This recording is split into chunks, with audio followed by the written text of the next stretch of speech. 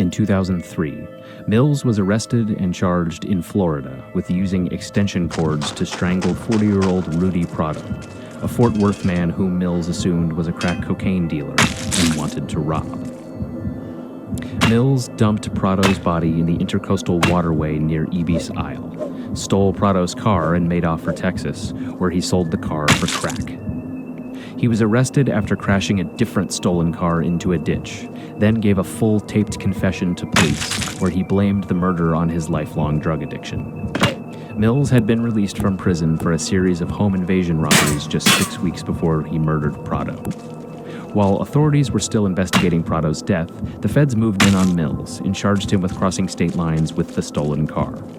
He was sentenced to 10 years in federal prison, then later convicted of first-degree murder in Florida and given life without parole. But one major factor stood in the way of Whittison and LaFawn's self-defense claims. No knife was ever found in the vicinity of the wreck cage.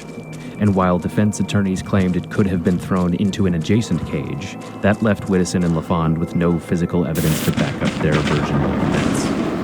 The feds, meanwhile, trotted out multiple informants, including Posey, who all basically told the same story.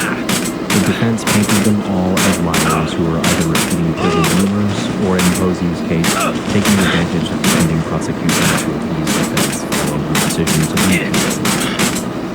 Prosecutors also painted Mills as a bad person, a, quote, monster in his own right, but someone who didn't deserve to be murdered. In the end, the claims of self-defense weren't enough to persuade the jury. Both Whittison and LaFawn were convicted of murdering Mills and given sentences that more or less guaranteed they would live out their lives in prison.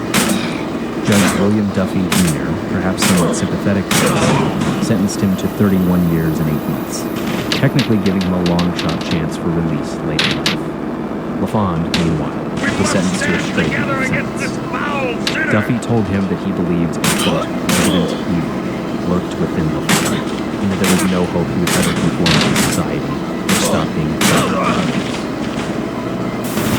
Before hearing the sentence, LaFawn remained unrepentant in the assertion that Mills gave them no choice but to go.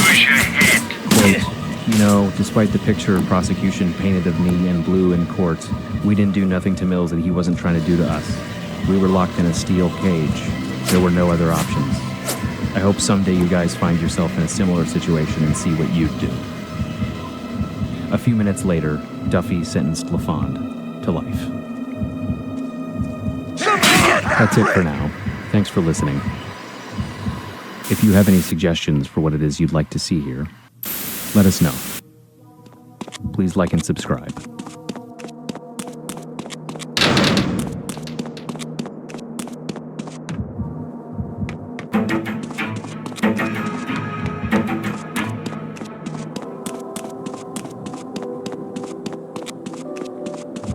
In a fraction of a second, it changed my life. Now I'm someone else. No warning, no premonition, nothing.